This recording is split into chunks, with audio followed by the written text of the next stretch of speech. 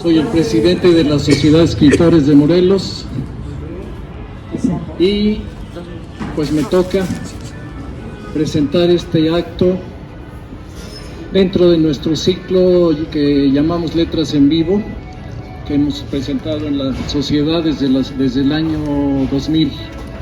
Hemos venido presentándolo periódicamente. Y bueno, pues muy bienvenidos todos ustedes. Esperamos que sea de su agrado lo que van a tener el gusto de escuchar. Yo acabo de conocer a Carlos Landeros en realidad hace rato en el restaurante Marco Polo. No tenía yo el gusto, ahora ya lo tengo, le ofrezco mi amistad por supuesto. Y afortunadamente tenemos una persona que sí es amiga ya de larga data de Carlos. Entonces le voy a pedir a ella que sea quien nos haga el favor de presentárnoslo debidamente. Uralba. Gracias, Rubén. Gracias, Rubén. Bueno, pues buenas tardes. Una disculpa por estar empezando tarde, pero van a ver que la charla vale la pena. Y primero quiero agradecer a la Bigotona que nos abre este espacio, que es un espacio emblemático en Cuernavaca porque fue el cuartel del general Zapata. Entonces, muchas gracias, muchachos bigotones, gracias. Y bueno, voy a pasar a leer la presentación a Carlos Landeros. ¿Se oye bien hasta allá atrás? Perfecto.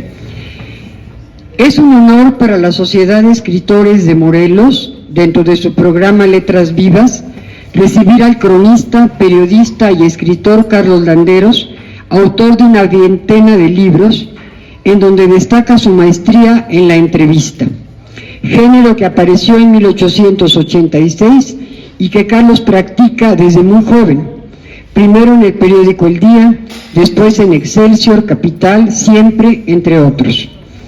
Carlos ejerce el arte de dialogar con personajes que han marcado nuestra historia por su talento artístico, político o deportivo. Landeros los capta en momentos que permiten entrar en su intimidad. El entrevistador debe, según Carlos, portar la mejor de sus sonrisas y tener la daga lista para actuar. Una esgrima entre dos personajes, uno armado de lápiz y cuaderno y el otro con el poder que reitera el curioso que tiene delante. Una de sus más apreciadas entrevistas son las que hizo a Elena Garro. Me mandaron a la guerra sin fusil, afirma Carlos. No había leído los recuerdos del porvenir que no encontré en las librerías de la época. Estamos hablando de 1963. Así, desarmado, se presentó en la casa ubicada en Lancaster. Elena lo recibió, hablaron de la diferencia entre escribir teatro o novela, de quiénes eran sus autores favoritos y por ahí, como siempre, Octavio Paz. La entrevista comenzó a las 11 de la mañana y terminó a las 6 de la tarde. El pacto de amistad entre la escritora y Landeros duró 40 años. En 2010, la Universidad de Aguascalientes publicó Protagonistas de su tiempo, una antología periodística que abarca entrevistas de Carlos Landeros realizadas desde 1963 a 2010, 2 tomos de 700 páginas cada uno. Allí nos encontramos con un ramillete de personalidades que iluminan la cultura mexicana e internacional, quienes, a través de Carlos, aparecen ante nuestros ojos dispuestos a dialogar, platicar con Dolores del Río, Libertad Lamarque, Silvia Pinal, Margaret Fontaine o Marcelo Mastroianni. Carlos Landeros crea en cada entrevista una atmósfera, una historia y un personaje, dándoles, por lo mismo, un tratamiento de novela o cuento, haciéndolas únicas dentro de la literatura. En sus entrevistas sucede que antes de toparnos con la diva María Félix, sabemos de los adornos de su casa, de algunos de sus cuadros, sus sillones, nos deleitamos con la exuberancia que anuncia la aparición de María, quien con desplante digno de la doña, se entrevista a sí misma, preguntándose, ¿cuál es tu platillo favorito? Pues los chilaquiles. Y así se autodefine frente al entrevistador, que muchos años después se daría cuenta que tenía en sus manos una de las mejores entrevistas que le han hecho a María Félix. Muy distinta es la atmósfera que rodea al severo Martín Luis Guzmán, escéptico frente al joven con lápiz y cuaderno. ¿Qué más puede él decir? Sin embargo, nuestro periodista saca la daga y a boca de jarro le pregunta: ¿cuándo dejó de ser Pancho Villa el héroe para convertirse en el bandido? Y allí se produce una larga entrevista al hombre que conoció a Francisco Villa y escribió una de las mejores novelas de la Revolución, La sombra del caudillo. Largo es de enumerar la lista inmensa de más de 300 entrevistas que Carlos ha realizado. Voy a mencionar algunas al azar: Antonio Lomelín, el torero; Rosario Castellanos; Carlos Fuentes; Gabriel García Márquez; Luis Espota; Rufino Tamayo; Francisco Toledo; Juan Rulfo; Andrés Enestrosa; Rafael Alberti; Dalí. Y se suceden nombres que son personajes de nuestra vida nacional e internacional.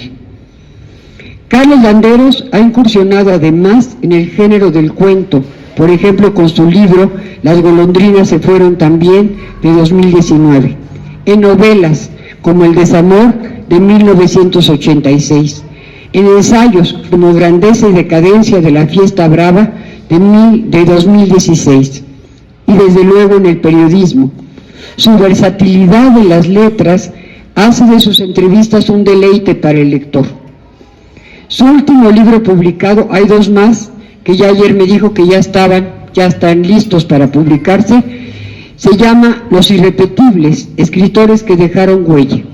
Contiene 28 entrevistas a grandes escritores que efectivamente dejaron huella, entre ellos Carlos Monsiváis, José Emilio Pacheco, Vicente Leñero, Juan García Ponce, Agustín Yáñez, Mauricio Madaleno y muchos más.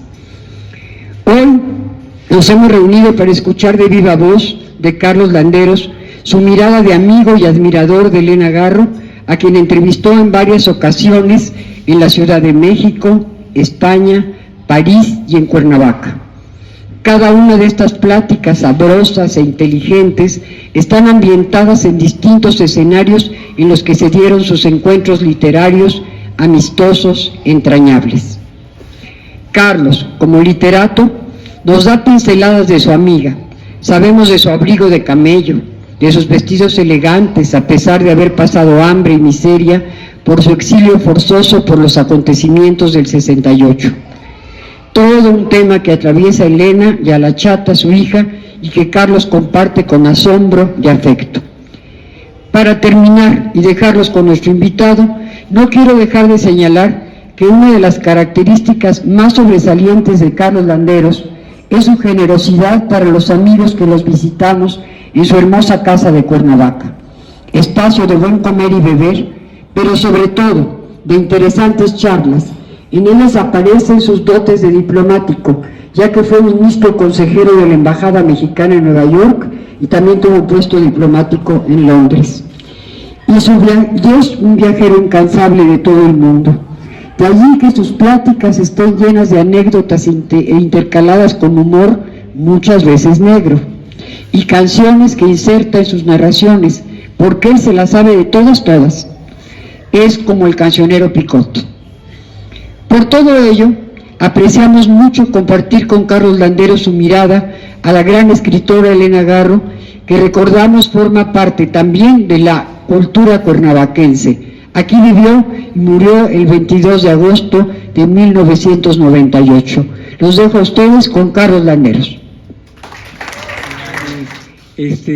Para mí ha sido una sorpresa verdaderamente grata ver cuántos escritores hay aquí que yo no conocía, y quizá más viejos que yo o quizá menos, porque ya no veo puras cabecitas, casi puras cabecitas blancas, pero de todas maneras es un placer y un honor que me hayan invitado, se los agradezco de todo corazón, me da muchísimo gusto y quiero comenzar ya sin más preámbulo. Les quiero comentar que el libro que yo publiqué pues ya hace 20 años, que se llama Yo, Elena Garro, me lo pidió una editorial muy importante Yo ya no quería escribir nada porque yo dije ya lo que yo tenía que decir de Elena, ya lo dije en 12 entrevistas que yo le hice a lo largo de 12 años en diferentes países y ciudades, ¿no? Pero me lo pidió Random House Mondadori y que, como saben, pues no me podía negar. Entonces, pues les voy a leer. Primero, es un tesoro esto que van a escuchar, porque fue el día de la presentación de mi libro, Yo, Elena Garro, en el Palacio de Bellas Artes, en la Sala Ponce. Esa tarde fue memorable porque una de las invitadas de honor era la Chata Paz Garro, y otro que fue el mediador era otro gran escritor mexicano, poeta y además un crítico literario feroz. Claro que a mí bueno, decía puras mentiras, pero bonitas. Y entonces, hoy rescaté, curiosamente, me encontré con la grabación de la presentación de ese día de Bellas Artes. Entonces lo único que les voy a presentar, que es una cuartilla que habla Elenita Paz Garro, respecto a lo que le pareció mi libro sobre su madre y su padre, y sobre ella. Entonces, ¿me lo pueden conectar aquí, por favor? Me conmovió mucho el otro día que volví a escuchar toda la grabación de Bellas Artes, pero nada más rescaté 5 minutos, que es lo que dura el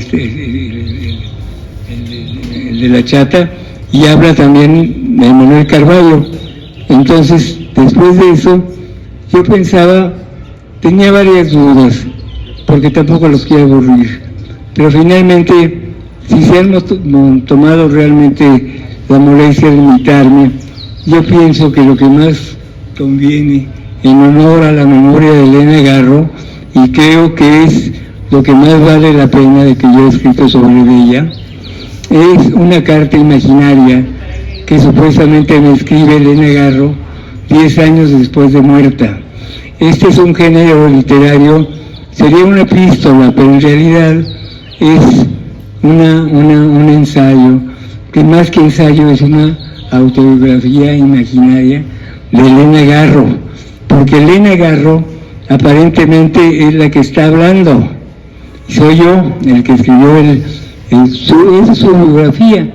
Por eso me voy a atrever a leérselas, porque veo que a todos ustedes saben y les ha interesado mucho la personalidad como de escritora y de personaje público que fue Elena. Entonces, ¿ya está la grabación? Ya está la grabación. Igual hay que acercar tal vez el micrófono aquí a la bocina de... Voy a ponerla aquí.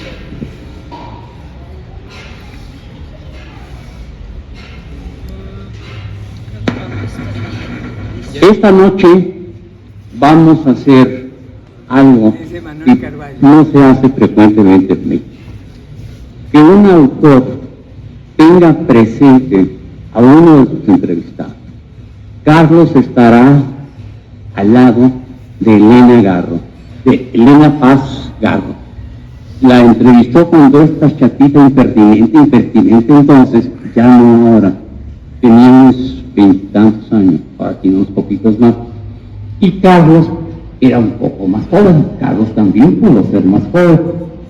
Y posteriormente vamos a presentar ciertas cosas, ciertas visiones de uno de los libros más interesantes que se han escrito sobre Elena Garro. Y conste que sobre Elena Garro se han escrito cosas realmente importantes, entrevistas, muchas entrevistas, libros, artículos. Hay una polémica verbal y escrita sobre ella. Para unos es un demonio, para otros es un ángel, para unos es la escritora más importante de México, y Octavio Paz, un pobre escritor de segunda o de tercera categoría. En este libro se pone a cada quien en su sitio. Y gracias a Carlos Landeros, esto ha sido posible. Se atemperan las pasiones, la razón se impone al sentimiento, y Carlos Landeros, que ha ejercitado la novela, la entrevista, con gentes del medio artístico, que son quizá las menos importantes, del mundo político y de la literatura. Pero yo creo que de todos los libros de Carlos y de todas las entrevistas que ha hecho, viendo estas 3 entrevistas, realmente es para cederle los brazos de matador. Ya no es un entrevistador, es todo un señor entrevistador. Y ahora tenemos con nosotros una sorpresa. Muy pocas gentes en México en los últimos 20 años habían tenido el placer de ver de estar cerca de ella, de Elena Paz Garro, que la chatita, a quien conocemos todos como la chata, está en un acto público por primera vez desde hace mucho tiempo, y está porque quiere a Carlos, porque se habla de su madre, y porque ella misma es partícipe, y porque ella misma es entrevistada por Carlos. O sea que les pido un aplauso muy grande para Carlos y para la chata.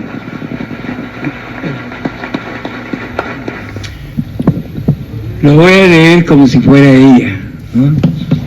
Yo, Elena Garro, así titula también el libro, que viene todas sus entrevistas, además de otros 2 escritores, que es uno, Archibaldo Bons, que fue amante de ella, y otro que fue muy amigo de ella, Emanuel Carballo. Entonces, aquí comienza Elena. Soy Elena Garro, nacida de José Antonio Garro y Esperanza Navarro en la ciudad de Puebla el 11 de diciembre de 1917. En piedra me convertí como mi personaje Isabel Moncada el 22 de agosto de 1998, delante de los ojos espantados de mi hija Elena Garro.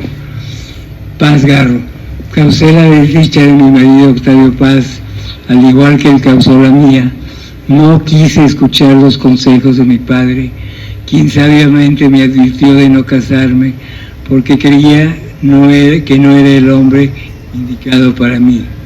Lo desobedecí y Octavio y yo nos casamos sin haber cumplido mis 18 años, únicamente cegados por el amor, revuelto con admiración y envidia que desde estudiantes sentimos el uno por el otro. Años después, esa mezcla de sentimientos se me convirtió en odio y rencor, cuando Octavio intentó cortarme las alas al pretender que dejara de escribir. Por las interminables desavenencias que tuvimos, no fuimos buenos padres y causamos involuntariamente el problema en que se convirtió la vida de nuestra única hija, la chata. Años después, vine a pedirle a la Virgen de Guadalupe y al Arcángel San Miguel que me salvaran de la furia del gobierno del presidente Díaz Ordaz, del sanguinario Luis Echeverría y del terror de ser linchada por algunos intelectuales cobardes, los juntapalabras, los mismos que desfilaron con pancartas por las calles y firmaron desplegados en los diarios durante el movimiento del 68, a los que según ellos delaté. Fueron los mismos agitadores que me acusaron de traidora. Confieso, Carlos, que me equivoqué en todo. Nunca entendí nada. También fui a pedirle a la Virgen que me curara del amor que siento por mi país y por la verdad, que me aliviara del odio que me invade al ver tantas injusticias que se cometen todos los días. ¿Dónde está mi...? Todos los días contra los indígenas, los campesinos y los más de 50 millones de miserables, despojados de todo, hasta de su dignidad, contra los braceros cazados impunamente como animales peligrosos en un territorio que hace menos de 200 años nos perteneció, los despreciados, los sempiternos olvidados por gobiernos bandidos que siempre en contubernio con empresarios, banqueros, traficantes, asesinos y por aquellos que han hundido a mi país y lo han convertido en una cloaca de corrupción e impunidad. Nunca me arrepentí de nada de lo que escribí o dije, Preferí huir con mi hija y soportar el terrible exilio solitario que nos autoimpusimos la chatita y yo. Y aquí estaré con mi rencor a solas, como recuerdo del porvenir por los siglos de los siglos. Carlos, así podrías comenzar a escribir algo sobre mi vida, como la frase que termina los recuerdos del porvenir. Pero creo que será más conveniente que la comiences como te plazca, si es que decides escribirla. Carlos, me pides que te cuente la historia de mi vida cuando ya mi memoria me es infiel. ¿Cuántas veces me ha traicionado? Para ser franca, no lo sé. A veces creo que yo mismo he propiciado esos olvidos porque no quiero recordar nada de nada. Quisiera olvidarlos todo desde que nací, o si fuera posible desde antes, desde que estaba en el vientre de mi madre, y poder comenzar a vivir de nuevo. Volver a nacer a otra vida, en otra época menos cruel, menos sangrienta y terrible, en la que el ser humano dejara de ser tan mezquino, tan espantoso y temible como el tiempo en que me ha tocado vivir, porque a mí me ha pasado todo al revés. Pero sé también, como tú, que eso es imposible. Por más que lo deseara, no puedo huir de mi destino ni de mis recuerdos. Llora. Bueno, nada. La otra tarde, hurgando entre mis papeles amarillentos de cartas viejas y fotografías, encontré en el fondo de un baúl un soneto muy bello de Octavio que me hizo recordar, no sin melancolía, otros tiempos que debo reconocer fueron hermosos. Y para que sepas que mi vida no ha sido toda negativa ni amarga, por eso te lo envío, porque estoy segura de que te va a gustar tanto como a mí. El soneto se titula Bajo tu clara sombra, fechado en 1935. Se lo escribe Octavio a Elena. Inmóvil en la luz, pero danzante, de tu misma quietud amanecía la tierna voz que tu voz ardía, herida carne de la luz ondeante. Bajo su signo amor, a voz amante, y sorda sangre que por ti latía, tu juventud en madurez alía. Y gozo mi silencio, don quemante, que sonámbulo crece en una rosa, fecunda de calor, en alabanza, pues de mis huesos brota jubilosa, certidumbre de amor y de esperanza. Con geométricas no es mi ternura, fije tu carne en danza y escultura. Agosto de 1935.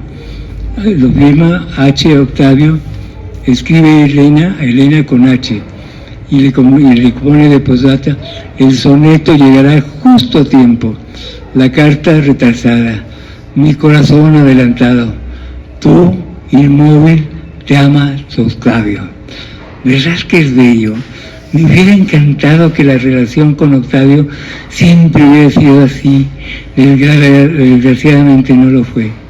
Te he querido transcribir este soneto porque también quiero que conozcas un poco más de mi alma y que sepas que estoy consciente de que nuestra amistad está, más está de decirlo, ha dado su fruto. Durante largos años me has demostrado, al igual que yo a ti, pero siempre guardamos, tal vez por temor a decepcionarnos a nosotros mismos, o a que ya no quisieras mi amistad. Quiero que sepas que yo también he sabido aquilatar la belleza de ciertas etapas de mi vida, que amo la poesía, la música, el aroma de las flores y de todas las cosas bellas que conforman nuestro universo. Y para que te des dar cuenta, que soy un ser humano como el que más, que ha disfrutado y sufrido también cada momento, cada etapa de su vida, sin hacer concesiones a ninguna persona, ni tampoco a sus creencias. Jamás estuve de acuerdo con algunos intelectuales siempre disponibles para el mejor postor. Me he enterado de que estás escribiendo tus memorias. Me has dado una alegría grande, porque ya es hora de que te dediques a lo que siempre has sido, escritor. Y porque al igual que yo, jamás has pertenecido a ninguna capilla pseudointelectual para lo que se necesita valor. La libertad tiene un precio. Me gustaría que me recuerdes, me trates con el afecto y la amistad que desde hace tantos años nos ha identificado. Me pides que te cuente mi vida. Creo que en gran parte de ella ya la conoces. De las varias entrevistas, o quizás sería mejor decir pláticas entre amigos, pensando en voz alta se me ocurre que tal vez en esas entrevistas y en los personajes de algunos de mis libros está la clave de lo que te propones hacer. Creo que en ellas encontrarás material suficiente para escribir lo que pretendes. ¿Recuerdas la primera vez que viniste a verme a mi casa de Alencastre? Y que desde ese primer encuentro surgió entre nosotros una empatía que conservamos hasta el día de hoy. Si me permites, yo trataré de forzar un poco mi memoria para recordar lo que me ha sucedido a lo largo y ancho de mi ya muy larga y azarosa vida. Si de lo que te diga encontraras algo que esté confuso, dímelo y yo trataré de aclarártelo. Carlos, aquí estoy contemplándome frente a un espejo aparente. Me veo y no me reconozco. Mi cabello rubio, que cuando niña mi madre cepillaba amorosamente hasta dejarlo suave como la seda, y que después se entretejía entre trenzas que enmarcaba en mi rostro, ha oscurecido y se ha vuelto escaso. Me veo y me recuerdo, y como el viento se lo lleva el viento, vengo a encontrarme con una imagen, con mi rostro cubierto de arrugas, con mis ojos rodeados por las huellas que dejan los años, encerrada en mí misma, frente a un espejo que refleja muchas imágenes. Me veo, me desfiguro, a veces en árbol, en pájaro o en una sonrojada amapola silvestre rodeada de romeros perfumados, y también me transformo como el arco iris en colores mágicos y efímeros. Estuve y estoy en muchos ojos y en muchas bocas. Al contemplarme en el espejo, me doy cuenta de que ya no soy solo recuerdo y el recuerdo que de mí se tenga. Pero no siempre fue así.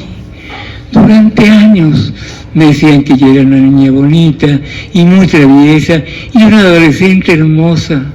¿Quién sabe? Tal vez sí, pero nunca lo creí. Por múltiples supe del goce indefinible de sentirme cortejada por múltiples pretendientes jóvenes. De todos ellos, el que destacó, sin dudarlo ni un segundo, fue Octavio Paz. Octavio fue un joven cuya mirada azul me cautivó, y desde la primera vez, no así su voz, que por decirlo menos era peculiar, pero en cuanto empezaba a decir sus versos, me fascinaba. Todavía la fama soñada y los premios estaban muy lejanos, y el poeta aún no creía encontrarse en el Olimpo. Cuando nos conocimos, Era joven, atractivo, agradable y su inteligencia resplandeciente. El tiempo no ha borrado nuestras primeras discusiones apasionadas. Casi siempre versaban sobre literatura, la poesía, el teatro y algunas ocasiones sobre filosofía y el amor. ¿Llegaría yo a amarlo alguna vez? Pero no quiero adelantarme al porvenir. Pensando lo mejor, ¿qué más da el orden en que te narre mi vida si finalmente ya todos son recuerdos? Carlos, frente a este espejo, repaso la que ha sido mi vida. Recuerdo la casa de mis padres en Iguala cuando era niña y la vuelvo a contemplar entrecerrando los ojos, porque solo la memoria nos hace revivir lo que se ha ido. Mi casa era blanca, hermosa, con un corredor en forma de escuadra, lleno de palmas de sombra, helechos, geranios y begonias, grandes piñanonas y pájaros enjaulados por Dorotea, que todas las mañanas muy temprano nos despertaban con sus trinos. En el centro del patio había árboles frutales, como las magnolias que perfumadas me mareaban, y las jacarandas color lavanda con sus ramas contra el cielo por las que se filtraban un sol radiante y primaveral. También había árboles con sus sabrosos y aromáticos frutos. El mango era mi favorito, especialmente Cartago, porque a mí mi escondite predilecto, ese era mi escondite favorito. Especialmente horquetada en una rama, nunca me encontraban, o así me lo hacían creer. En el centro del patio había un pozo de agua azul y fresca, con la que mis hermanos y yo nos empapábamos juguetonamente. Los techos de mi casa estaban cubiertos de tejas rojizas que relucían después de la lluvia y durante la sequía se mostraban pálidas y secas. Mi pueblo está rodeado de montañas verdes o amarillentas según sea la temporada. Por las noches, los coyotes con sus aullidos nos ponían a mis hermanos y a mí la carne de gallina. Esta época de mi vida, Carlos, mi infancia, es la que añoro, la que más añoro, porque podía hacer diabluras y jugar con mis hermanos, los que recordarme me da pena. Quisiéramos tener memoria, o como se convertir en el piadoso olvido para evitar la condesa de mirarme. Yo, como todas las niñas de mi edad, adoraba a mi madre, a mi padre, quien me parecía un ser portentoso. Era un hombre robusto, hermoso, ojos claros, llegado de España, y se dedicaba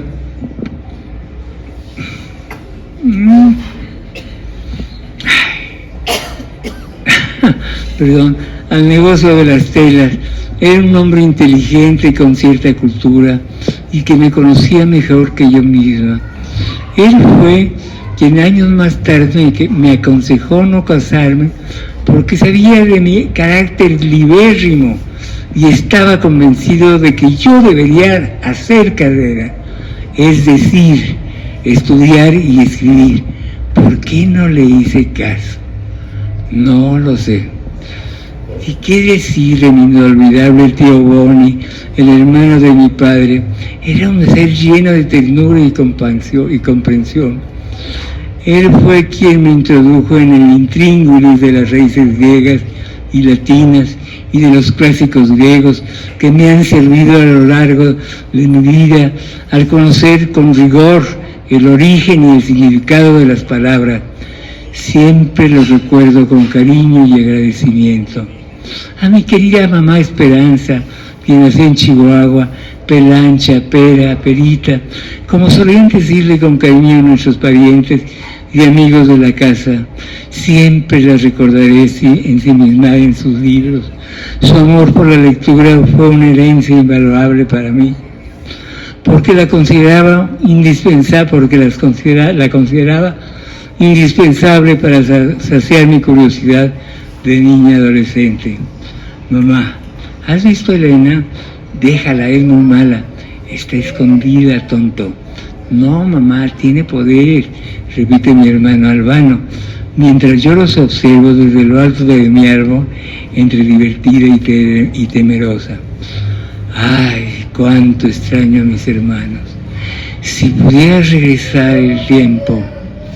Cuando Octavio se casó conmigo, ambos éramos estudiantes, yo tenía 17 años. Nunca supe alguna vez si verdaderamente estuve enamorada de él. Lo que sí sé es que su personalidad siempre me atrajo y casi siempre lo admiré. Esto lo puedo jurar. Simplemente un día Octavio decidió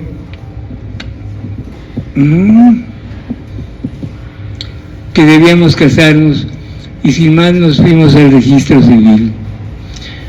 Cuando Octavio me llevó a su casa, su mamá, doña Pepa, con quien vivía, de inmediato me di cuenta que no le iba a caer nunca yo bien a ella ni ella a mí. Al día siguiente, doña Pepa revisó las sábanas de nuestro lecho para ver si estaban ensangrentadas y así, según ella, comprobar mi virginidad como se acostumbraba en ciertas épocas en las bodas reales. Cuando nació Elena, casi desde el principio vivió con su abuela Pepa, porque la señora afirmaba que ni yo ni Octavio estábamos capacitados para darle una buena educación y crianza a nuestra única hija. Y como él adoraba a su madre,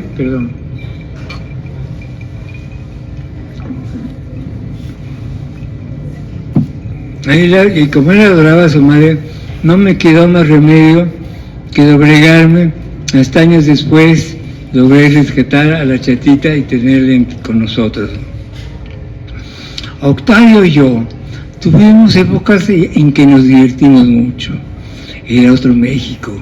La capital tenía apenas 2 millones de habitantes y era hermosa, con sus plazas y jardines recoletos, sus iglesias barrocas, y el cielo era azul, de un azul límpido e intenso.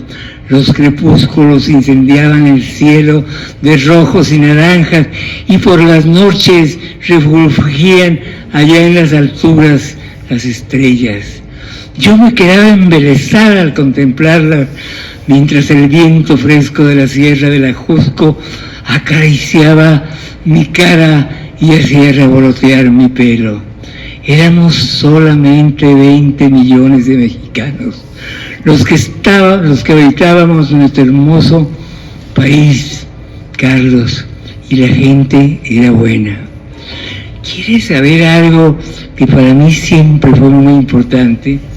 La educación era otra. En la Facultad de Filosofía y Letras estudiábamos a los griegos, los romanos, los franceses, los románticos alemanes, los clásicos españoles, a los mexicanos, pero a Marx no. Apenas comenzaba a estar de moda en México. En cambio, el latín era obligatorio y las raíces griegas también. A Octavio también le agradezco por todos los autores que me hizo conocer y que enriquecieron mi incipiente cultura, y por los personajes que conocimos juntos. Carlos era un México en ebullición. El grupo de los contemporáneos, todos ellos brillantes, no eran políticos sino intelectuales, reinstalaron la cultura en nuestro país desde la Revolución y de la sangrienta Revolución Cristera. Carlos, ellos les descubrieron a T.S. Eliot, a André Gide, a Joyce, a Marlowe, a Mallarmé. Fue en ese tiempo que Javier Villaurrutia me propuso que montáramos en escena Perséfona de André Gide. En esos felices años de mi vida, yo era coreógrafa del Teatro Universitario y dirigido por Julio Bracho, y habíamos tenido un gran éxito en Bellas Artes. ¿Te das cuenta, Carlos, de lo bueno que es recordar? Por breves que hayan sido los tiempos dichosos, cuando sentíamos que la vida nos pertenecía, cuando la vejez y la infelicidad no lo imaginábamos siquiera. En esos meses llegaron a México los primeros ejemplares del romancero gitano de Federico García Lorca y la antología de Gerardo Diego fueron un exitazo. También por ese tiempo llegó una pareja española de escritores que causaron sensación por su apura. Rafael Alberti y su esposa rubia con sus enormes ojos verdes, María Teresa León, quienes vinieron a México a dar una serie de conferencias en el Centro Asturiano y Rafael a presentar su libro de poesía sobre Los Ángeles. Fue una época inolvidable. Recuerdo particularmente con agrado cuando Octavio y yo viajamos a España en plena guerra civil. Octavio escribió un poema titulado No pasarán, que le valió ser invitado a un congreso de intelectuales antifascista en Madrid y tuvo que ir a la Liga de Escritores y Artistas Revolucionarios a aceptar la invitación. Ya se acababa. Se formaron dos grupos para ir a España. El de los invitados, Carlos Pellicer, Octavio Paz, José Mancidor, y el de los espontáneos, nada menos que Silvestre Revueltas, Juan de la Cabada, Fernando Gamboa, Chávez Morado y María Luisa Vera. Juan de la Cabada organizó un circo imaginario y distribuyó los papeles. Gamboa era el manager, Susana Steele, su compañera, era la forzuda, Revueltas el gordo, Chávez Morado el payaso, Octavio Paz el joven galán, Mancidor el domador, Juan el trapecista y yo la caballista. Fue un viaje feliz y divertido, aunque ya se podían presentir barruntos de tormenta entre Octavio y yo, porque quizás yo era bastante imprudente, como suelen ser algunos adolescentes, y en varias ocasiones me molesté cuando él me ordenaba cállate, lo que me empezó a hartar. Todo esto lo relato en Memorias de España 1937. Si no lo has leído, no lo compres, yo te lo haré llegar.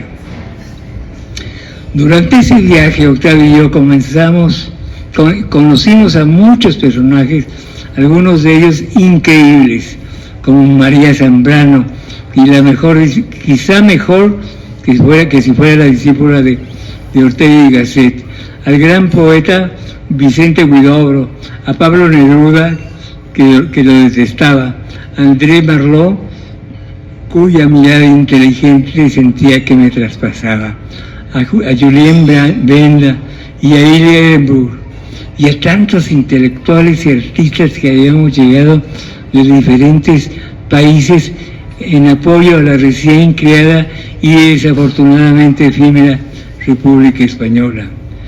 Debido a la carrera diplomática y literaria de Octavio, tuvimos la oportunidad de conocer varios países como los Estados Unidos, que al final terminé odiando cuando en el 70 nos expulsaron a la chatita y a mí. Estuvimos también en Suiza, Japón, España y desde luego en Francia y en París concretamente. Todas ellas fueron experiencias irrepetibles. En la ciudad luz llevábamos una vida mundana y divertida, acudíamos a muchas fiestas y a través de Octavio conocimos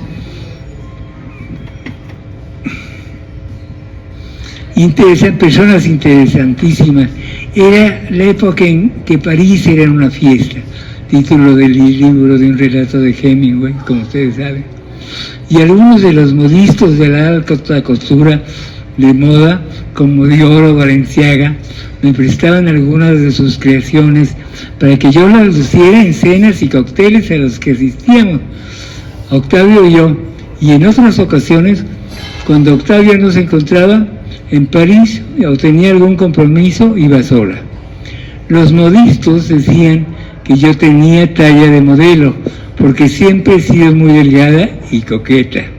Acuérdate que siempre lo fui. Eso me divertía. Ese periodo de mi vida fue inolvidable. Carlos, La vida está hecha de pedazos absurdos de tiempo y de objetos impares. Debo reconocer que la melancolía es mi estado natural. A pesar de que los teólogos la consideran como un atentado contra la existencia divina, vivir es un problema y hallarse en el mar es solo una pausa. Carlos, siempre fui sentimental, como los inútiles y los crueles. Así me lo explicó más tarde Mariana, personaje de otra de mis novelas. Carlos, te voy a confiar algo que quizá no te haya dicho antes o que tal vez ya no recuerdes. Casi desde el principio de mi matrimonio con Octavio me di cuenta de que no iba a funcionar porque los dos queríamos ser el sol. Años más tarde, yo comenzaba a practicar un juego muy peligroso. Años más tarde, Octavio y yo comenzamos a practicar un juego muy peligroso que nos falló y quiso que al final de nuestro matrimonio terminara en jirones. Durante varios años, el nuestro fue un matrimonio abierto. Déjame explicarte. Octavio tuvo muchos amantes, yo algunos. Déjame explicarte. Octavio yo siempre preferí, yo algunos amantes. Déjame explicarte. Yo preferí siempre la inteligencia al sexo, y cuando muy raramente se dio el binomio, fue algo maravilloso. De mis amantes solamente te mencionaré a dos. A uno porque nunca lo quise y me regaló mi departamento de París, y al otro porque jamás lo olvidé. Fue el hombre de mi vida. Suena cursi, pero fue así. El primero se llama Archibaldo Burns, un playboy muy renombrado en su época, un hombre muy guapo, refinado y culto. Tuvo amistad con mujeres muy bellas como Dolores del Río o Paulette Goddard, pero se enamoró de mí. Nuestra relación duró algún tiempo, pero nunca lo amé. El amor es injusto, Carlos, especialmente con la persona que nos ama sin ser correspondida. En alguna ocasión será el binomio y es tan maravilloso que podría parecer un sueño. Eso me sucedió con Adolfo Bioy Casares. Recuerdo que una tarde paseando en París, como en otras ocasiones, a Adolfo y a mí nos sucedió algo curioso. Era el final del verano y la ciudad estaba deslumbrante. La luz del atardecer regalaba sus reflejos al agua del Sena y la matizaba de colores verdes y grisáceos. El follaje de los castaños estaba convirtiéndose en una sinfonía de ocres y dorados. Adolfo y yo continuamos caminando hasta llegar a los Campos Elíseos y tomamos una mesa en una de las terrazas de un cafetín al aire libre. Antes de haber ordenado algo, pasó un hombre. Al principio lo confundí con un clochard, con un mendigo. Se acercó a nosotros y sin más, a boca de jarro, nos predijo: ustedes dos se van a enamorar. Adolfo se quedó tan perplejo como yo, y sin saber qué decir, nos miramos y soltamos nerviosamente una carcajada. Adolfo sacó unas monedas y se las dio a aquel extraño, quien las tomó y desapareció entre la gente. ¿Casualidad o destino? No lo sé, ni lo sabré nunca, pero así sucedió. Me enamoré perdidamente de él, casi podría decir que con locura. Siempre le fui fiel a su amor, o quizá debería decir a su recuerdo. Ahora ya todo es pasado. Me pregunto, ¿Por qué nunca se consolidó nuestra relación? No obstante de que él me repetía y me decía que yo era la mujer más inteligente que había conocido y yo a la que más había amado. Los misterios que tiene la vida, Carlos. O tal vez no hubo tal misterio. Es tan simple como que él estaba casado y yo también. Aunque tal vez no era un impedimento mayor, porque yo hubiera sido capaz de arriesgar todo por él. Siempre me quedó esa espina clavada y no comprendía nada, únicamente me preguntaba, ¿por qué tenté que terminar todo lo bello? Es difícil explicar lo sucedido y además no me gusta revelar mi secreto.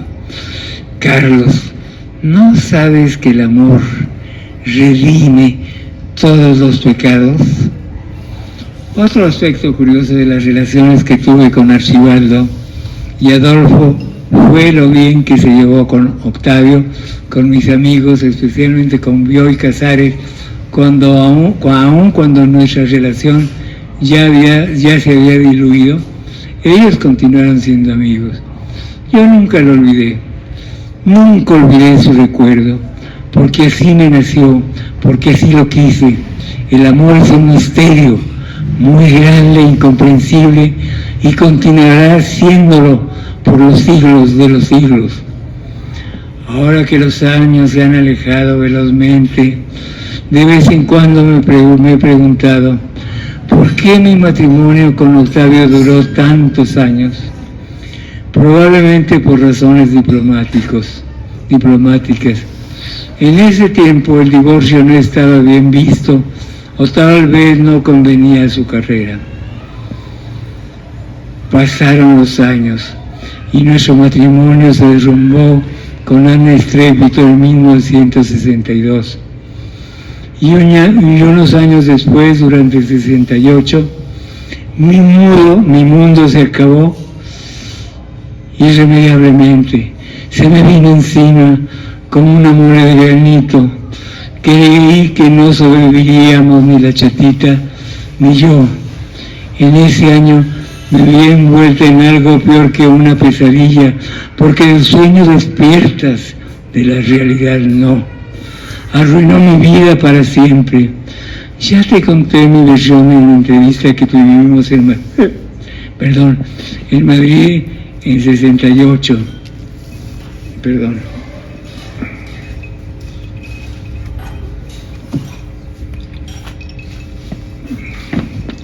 En 68, mi mundo se acabó irremediablemente. Se me vino encima como una mole de granito. Creí que no sobreviviríamos ni la chatita ni yo. En ese año me vi envuelta en algo peor que una pesadilla, porque del sueño despiertas, de la realidad no. Arruinó mi vida para siempre. Ya te conté mi versión en la entrevista que hicimos en Madrid en los 80, que por cierto fue la primera que conseguí después de lo de Tlatelolco. Carlos, ya no deseo nada más sobre esa nada sobre esa negrísima etapa de mi vida, que casi me cuesta la vida y que se prolongó durante más de 20 años. Ya acabé, ¿eh? Ay. No, me faltaba una cosa. Además, ya lo he repetido hasta el cansancio, nunca fui culpable de lo que se me acusó. Y te lo repito una vez más.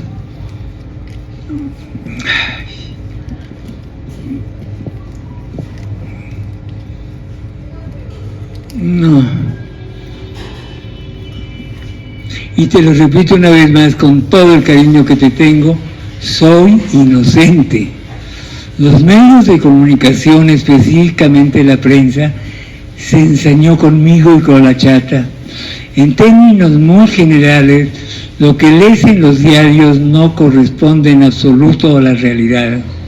Algunos directores de los diarios, que no son periodistas, son empresarios en venta. ¿Recuerdas que Balzac, en su juicio que hace sobre los periodistas, si mal no recuerdo, en Grandezas y miserias de las cortesanas, fue profeta, pero se quedó corto? A veces pienso que se trata de un complot de mediocres contra su propio país. Esos seres perversos no tienen patria, porque su única razón de existir es hacer dinero y más dinero, siempre sin importar el costo que éste conlleve. Carlos, que esos traidores tendrán que hacer un baño de sangre para asegurar el poder. Parece que está hablando de ahorita, ¿verdad? Carlos, creo que esos traidores tendrán que hacer un baño de sangre para asegurar el poder.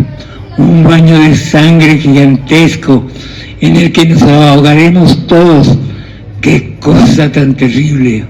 El solo imaginarlo me llena de escalofríos, horror y angustia. Amigo, ya te he contado algunas cosas que nunca había mencionado. Ojalá que estas líneas sirvan para tu propósito de escribir algo sobre la que ha sido mi vida. Estoy cansada, muy cansada y enferma por la calidad de vida que llevo. Me siento agotada y harta de tanta pobreza. ¿Cuántos ensañan la vida con personas como yo? Nunca fui un ser práctico para enfrentar la realidad de la vida cotidiana. Casi siempre tuve problemas económicos. El dinero siempre fue escaso y continúa siéndolo. Nunca alcanza ni para mis gastos más elementales. Algunas veces ni para alimentar a mis amados y queridísimos gatos. Las monedas se me escapan entre los dedos. Créemelo, Carlos, estoy harta de tanta miseria. Pero no deseo que me recuerdes así. Me gustaría que me recordaras cuando ya no esté, como en mi mejor época, cuando la vida aún me sonreía y sobre todo, Carlos, cuando aún era joven. La tarde ha caído. La luz del día se ha esfumado y mis ojos están fatigados. El tiempo, siempre el tiempo, se me agota, o debo decir mi vida. Solo te pido, Carlos, que nunca dejes de quererme y que me recuerdes con cariño. Desde este país tan lejano te abraza tu Elena. Postdata: si deseas que te aclare algo, consulta nuestras charlas y mis libros. Ahí encontrarás las respuestas. Esto lo escribí en julio de 2006. Es todo.